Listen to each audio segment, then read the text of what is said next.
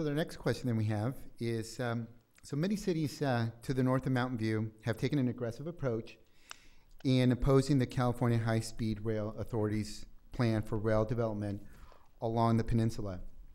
Mountain View has taken a more cooperative approach. Do you think this approach will yield the best results for Mountain View? Why or why not?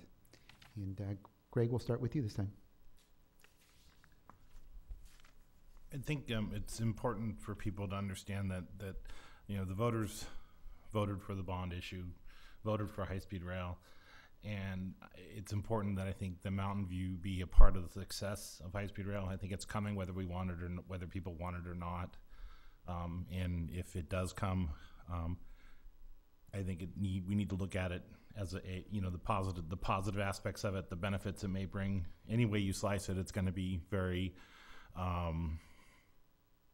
upsetting to the downtown as far as construction and noise and dirt and everything. But if it's going to happen, then we should make the best of it. I think that there's even been some perhaps preemptive, almost premature decision making as far as whether Mountain View wants a station, needs a station, that type of thing. I think that the rail authority needs to provide more information, and I think that it will come, and I think people's views will hopefully change on it, and I hope that it can be something that ultimately becomes a major benefit to Mountain View, and not a burden. I think it's something that could be good as long as it's done correctly and thoughtfully, and it's but I think that it is coming, and we don't want to be blown away by it. We want to be a part of its success and have it be good for us. So you do agree with a cooperative approach? Yes, of course. Okay, great, thank you. Margaret? Yes, I do agree with the approach that we've taken since I've been part of the decision making and taking this approach. I supported the high-speed rail ballot measure, as the majority of folks in the area did. And from our community, most people, from the feedback I've had, have been pretty positive about high-speed rail coming. It's a long process. We're looking at 25 years for this to be built. The funding is not all in place yet, so I have questions about that. We're at 3 or 4% of the entire process, so there's much more to be done, obviously. And so I think it's important for us to be a part of the process and to work with the High-Speed Rail Authority as we've done. I think we've been successful in having our concerns and also some of our requests heard. We did ask to be considered for a station, and they've included us. I know we've chosen to discontinue that process, but I've been I think we've had a good working relationship. One thing that came out of our discussions was having an elected officials working group, a policymaker working group, and that actually came from a study session that we had with the High-Speed Rail Authority. So I think they've been relatively responsive. The issue really is more that there's just a lack of information, and we need to continue to be on top of the information and work with the authority as we move forward in this process, which will be a long process, 25 years. Okay. Dan? So I actually didn't vote for the measure, and it's really just a financial issue. I think it sounded kind of suspicious when it was on there, and I think now we've heard the stories that it's going to cost twice as much. The ridership's going to be half as much. The price is going to be over $100 to get to LAX, and I know you can hop on Southwest Airlines and do better than that. But that being said, other than joining the other cities that are participating in the lawsuit, and I think Palo Alto and other places are participating on it, so that always is, is an option. I think you have to consider, sort of the impact to downtown Mountain View. I think the numbers I'd heard was, 3,000 parking spots, and trying to look at just our large parking structures around downtown are, I think 300 or 400 spots, and it's just hard to even envision where you would find place for, that kind of required parking. And then the other issue is, it sounds like the baby bullet, like up to San Francisco or down to San Jose, isn't that much appreciably slower. So it seems like if there's if someone wants to go to the airport, then they can shut up to Millbrae, or in this case, if Mountain View doesn't end up getting a station, it's not that difficult to go to one of the stations wherever they are. If there's one in Millbrae or one down in San Jose, so I'm really not a big supporter of having a station in Mountain View. I think it's going to be just too much of an impact and not a good value for their money. Okay, Ronit. Yes, thank you. So I can talk on this subject and have talked on this subject for hours, but I'll try to limit myself to 2 minutes. I do believe that we should have a cooperative attitude in working with the High-Speed Rail Authority and the Peninsula Rail Program, because we lose nothing by it. We can always become aggressive anytime we feel that will be the best option for us. At this point, working cooperatively has actually put us in a good place. The options, the vertical alignment options for Mountain View are basically, one of them at least, is what we asked for, which is an open trench. So we're doing quite well. The whole process is not necessarily that far in the future, because by 2012, the High-Speed Rail Authority has to use the stimulus funding that they have gotten, which is $2.9 billion. Not enough to build very much, but they do want to spend the money. So we are in a situation where we need to be very involved, very much working on advocating for our needs.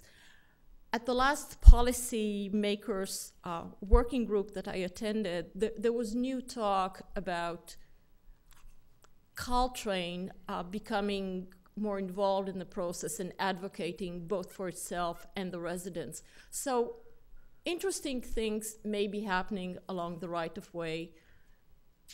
Things may work out well in terms of Caltrain and having better service, but we need to be out there advocating, and I have been pushing very hard for that. And if you want to ask me questions later, I'll be glad to answer. Okay.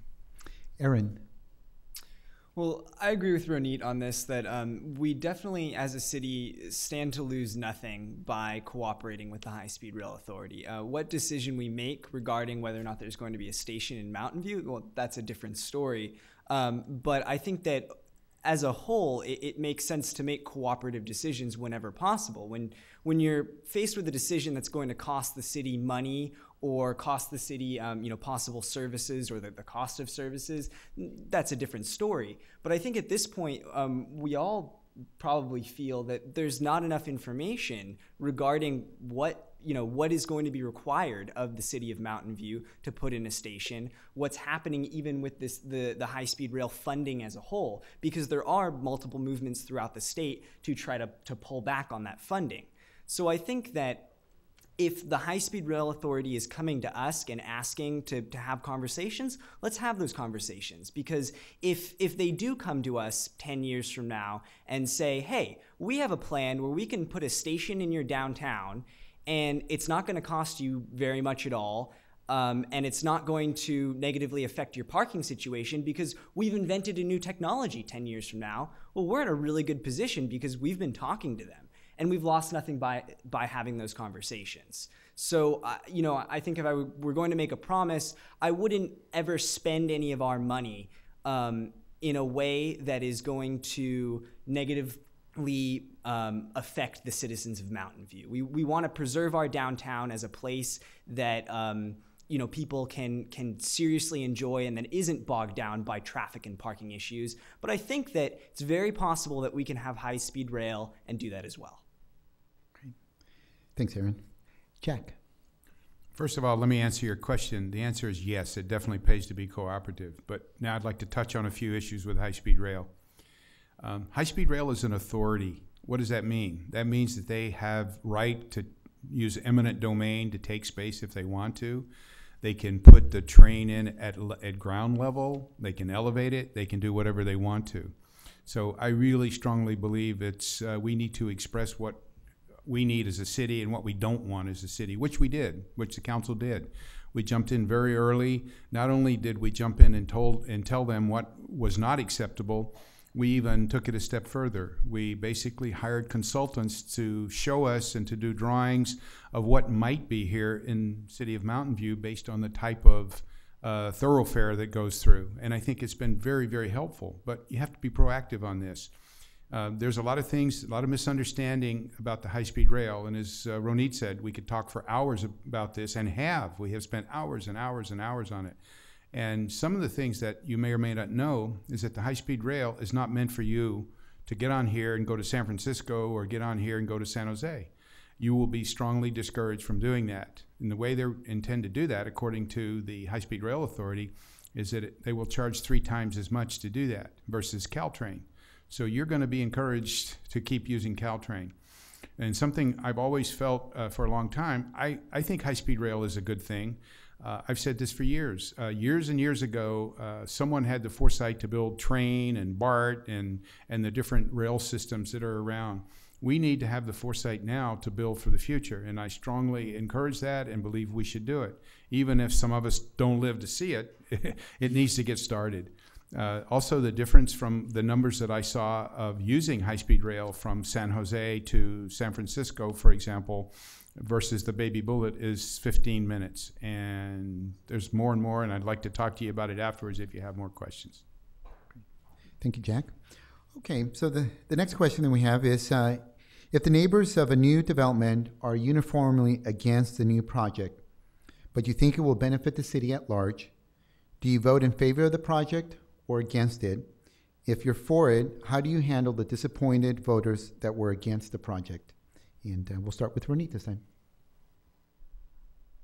Okay, well, in my experience in council, I have voted both for and against projects. In some cases, there were neighbors very, very much in favor of a project and neighbors very, very much against the project. And the role of a council member is to do your very, very best to keep an open mind, try to listen to everyone, listen to what staff is saying, go and look at the site, and then I close my eyes, and whatever comes up from all the information I have is hopefully the right decision for me. Sometimes I don't make up my mind until absolutely while we're sitting on the dais, and I wait to listen to what other council members are saying. And then it has to come together. You know, one does one's best, given one's values, one's beliefs, and one's knowledge. In many cases, people who are very, very much for or against the project think that everyone believes the same thing, and one ends up finding out that there's many people who have opposing ideas, and tries to be Solomon and make the correct decision. Hopefully, I make them more frequently than not. Okay. Dan?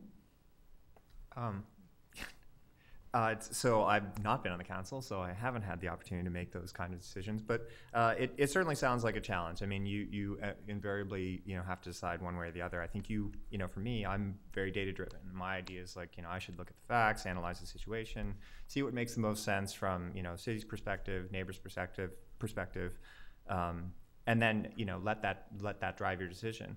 I mean, the other thing is it's not necessarily a one side loses and the other one wins. There might be some way to have some kind of consolation prize, I guess. If a neighborhood gets this new development that they didn't necessarily want, maybe they also get some sort of green space or parkland. So maybe there's some sort of collaborative or cooperative thing that could come out of it. So, but in general, I'm just I'm interested in making decision. Finding the data and then being able to support it. Like if someone asks you, people are definitely going to, someone will disagree with you, but I think if you have a conviction and you're certainly able to, carry that through the rest of the discussion, then I think you have a strong argument. So. Okay. Thank you, Dan. Jack. This area is one that I feel that I relate more to the residents of Mountain View about.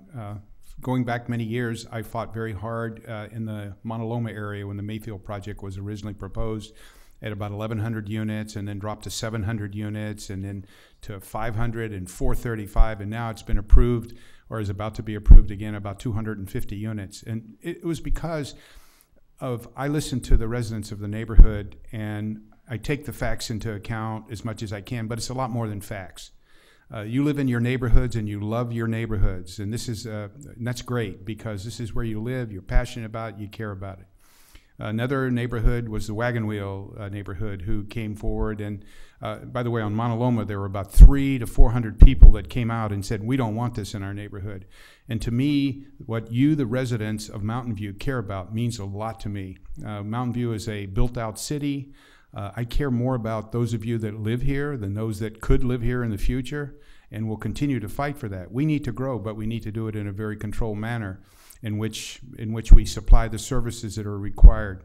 So I fought for the Wagon Wheel group. I fought for the old Mountain View neighborhood, and it's not one way or the other. And again, there should be compromises.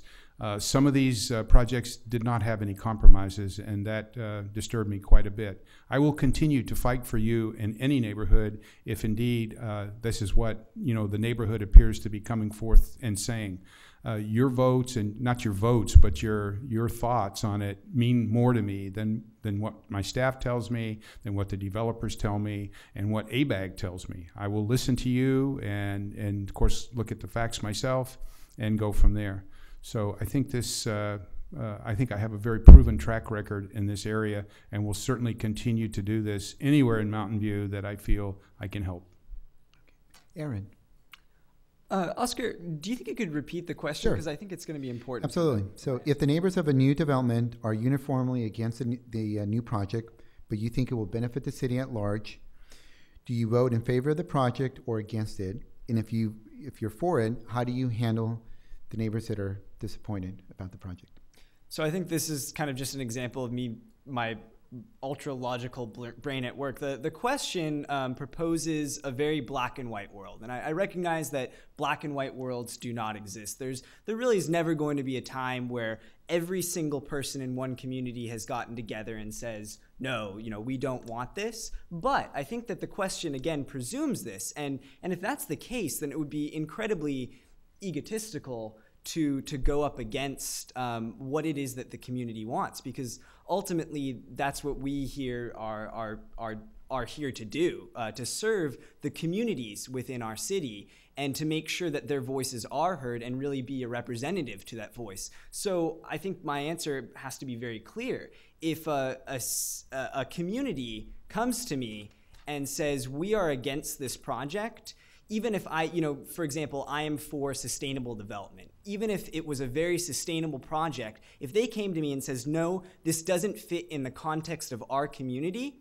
because it's smack dab in the center of the community, or it has parking issues or something like that, it's not going to work for us right now, then no, the community always takes precedence over my own ideas. So that's it. Great. Thank you, Aaron. Margaret. In my 4 years, we've had quite a few projects come forward, and frankly, housing is probably one of the more challenging issues that we face. We're a built-out community. Most of the proposals that come to us are infill. So the question is, well, how do these projects fit into the neighborhoods that they want to come into? Will they fit into them? And I've voted for some, and I've voted against some as well. And it's been done after careful studying of we do a lot of different studies, environmental impact studies, parking studies, traffic studies, so forth. And that's the data part. But there's also the human side of it, and that's the community. And I have worked really hard to listen to our community, all perspectives. I never say no to anyone who wants to come and chat with me, and I try to be accessible. And a lot of these decisions aren't really just yes or no, black or white, frankly.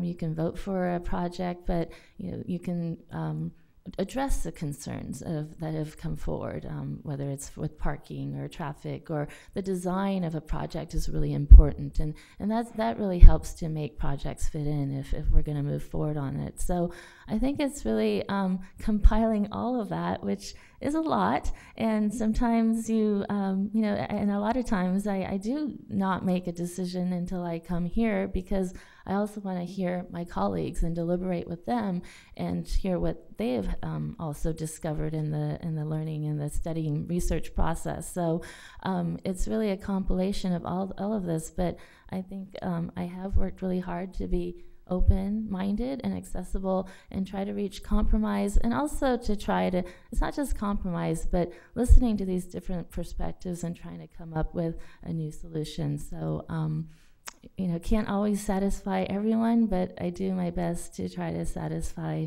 most people most of the time. Okay. And Craig? If a proposed project significantly affects the quality of life of a large number of residents, that's not a benefit to the city of Mountain View. I would vote against it, period. Thank you. I like that. I like that you're succinct. Let me clarify that. Okay, the next question that we have here is, it has to do with the general plan. And so the general plan 2030 updates include a vision of Mountain View as a community of villages, yet many of our neighborhoods do not even have local retail establishments, like a corner grocery store or coffee shop. What can council do to encourage quality retail within a walkable distance of people's homes?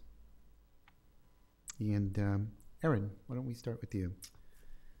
Well, I think what this city needs is a little bit of innovation. I think that the way that the grocery store as a concept has been thought of by the city council is as a Safeway, as a large, big box grocery store that is designed to be driven to in a car. But if you go to a city that really is a city of villages, say San Francisco, which very much prides itself on the same concept, you don't drive to your Safeway. And they, now they have larger Whole Foods, but you walk to a small fruit stand that has some fruits and some meat and some eggs. And this isn't just San Francisco. This is really any metropolitan city in the world today. The concept of retail grocery outlets is not Safeway anymore. That's kind of a dying concept. What we really need and what we want is to be able to access groceries within a community, and you can't support a Safeway in a smaller neighborhood such as, say, the Wisman neighborhood, because there's not enough people to within walking distance of that giant retail shop. But if you make it smaller than the size of this room and it just contains the necessities for that neighborhood, I would say that if you can support a 7-Eleven, you could probably support a 7-Eleven with some eggs, meat, and fruit. Okay. Ronit? Yes. So actually, council has asked staff to look at all the small grocery stores in the cities that are neighboring us and see what it is that makes these grocery stores sustainable. I've lived downtown for almost 25 years. We've wanted another grocery store downtown for about that same number of years. There actually used to be small grocery stores downtown that disappeared and are now startups, I guess. But it was great to be able to walk and buy some groceries, buy some milk, buy some cereal. And that's what we want. We don't need more big stores. I don't need more big stores. We do need services in the village centers. part of our general plan update, we now have the vision, we're working on the policies. It will be critical in the coming years to figure out the actions that we will build into the general plan that will bring us to the type of village center that we're looking for. And it won't happen in every neighborhood, and it won't happen in every neighborhood the same way or at the same time. But I really believe we can do it. And yes, we will need to be as innovative as we can be, and we may need to think of some incentives that the city could provide. But, you know, we have the best farmers market in the area. We should be able to have some smaller grocery stores in village centers. I look forward to our achieving that. Okay. Greg. There's been a lot of talk for many years of grocery stores and in downtown. When I was young, we used to shop at a grocery store where there's now the Kaiser Medical Center in Palm Plaza. Not many people remember Palm Plaza. The biggest problem we face is that you can't mandate business to do a certain thing. They have to come willingly. And so what we have to do is make sure that we break down the barriers for any type of grocer who wants to come to downtown or come to other of these proposed village centers in the 2030 plan, so that it makes sense for them and that they can come in and be profitable. Because, you know, if it's not, they won't come. You know, that's what's happened to them, you know, in the past is, you know, there used to be a couple other small stores in the downtown area that have gone away. And, you know, people say, you know, well, they want groceries, but then they end up going to Costco, they end up going to Safeway and not supporting the small grocers. So, you know, once again, you know, if we can break down, you know, any barriers to this, I hope to see them come to downtown. But at the same time, you know, we have to be really careful about, you know, trying to direct, you know, how business develops in Mountain View. I mean, it's just not realistic in some cases. Okay. Jack? Yeah, this is why we're updating the general plan. It's a great question, and I'd just like to address it a little bit. I was one of the chairmen at one point of the general plan update, and all of us came up with this concept of villages where you can walk to basic services, and which included hopefully a grocery store. And we're trying very hard to do that by breaking down the barriers and encourage grocery stores. What we're told over and over again, though, is that, oh, you have to have more population, has to be denser, or the grocery stores won't come. And you can't force grocery stores to come. You can't force any stores to come. But you can break down the barriers, make it as easy as you can. You can reach out to the grocery community and encourage them to come in. I think a mistake was made some years ago when the possibility of a grocery store coming into our new parking garage. Instead, we have a very good drugstore, but at one point that was going to be a small grocery store. It needed some subsidy from the city, but the council at that time decided against it. We are pushing hard to do this. And I think it's a great idea. I want to take a little bit of my time to mention one other thing of a question a little bit ago about the robustness of Mountain View. Wall Street Journal just came out with an article that said Mountain View has the lowest vacancy rate on commercial and industrial of anywhere in the area. We're down 4.5% vacancy rate. The next lowest was like 15 to 25%. So Mountain View is really robust in terms of being a desired place. When we talk about being unbusiness friendly, it's just not true. We are business friendly. We can get better, you can always improve. But with the encouraging the grocery stores, yeah, we're working on that very hard. I urge you to attend the general plan update meetings and you'll see what we're doing. Okay, thank you, Jack. Dan? Yeah, actually, much of what people have said so far sounds, you know, really good. I will say, sort of the pragmatic side is, you know, sometimes you don't necessarily want to carry home a 5-pound bag of flour and a 5-pound bag of sugar or something like that. So, you know, you will at some point in time have to drive your car, and if you know if people are against, you know, driving, you know, there are other alternatives. You can bicycle, and you can ride share or shuttle, or who knows, maybe even be kooky and buy an electric car or something like that. But, you know, as was stated, you know, the city, you know, council can't really say, like, there will be a grocery store and that'll go in here. And it seems like a matter of, like, you know, sort of sort of sensible zoning that will, encourage, smaller shops to be in these, retail centers of these kind of villages. I think our farmers market is very successful because it is easy to get to, but people, from all over come to it. They come and they drive their cars, or they take the train or something like that. So, the people are willing to go further, outside of their neighborhood to get these things. So I'm not sure that everything has to be replicated in every little, village that we have. So, yeah, that's it. Okay. And Margaret?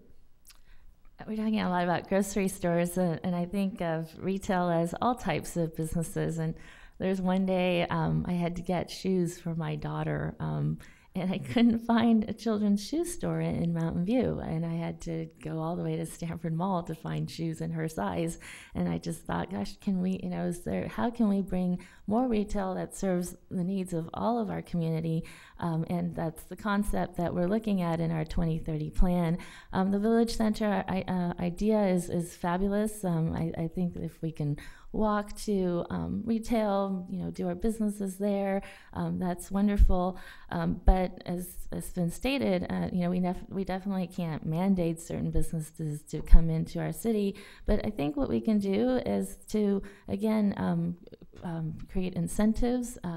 Many years back, the city did work with like Costco, actually, and did a tax incentive to bring Costco in. I know that's big box retail. We're not looking at that type. But in terms of a grocery store, no, we aren't looking at the big Safeways. We really are looking at the neighborhood grocery store concept. So the idea is to be able to get your gallon of milk or your vegetables for the day, and to be able to walk and do your business there. And so I think it's a matter of us trying to create the right incentives to do that.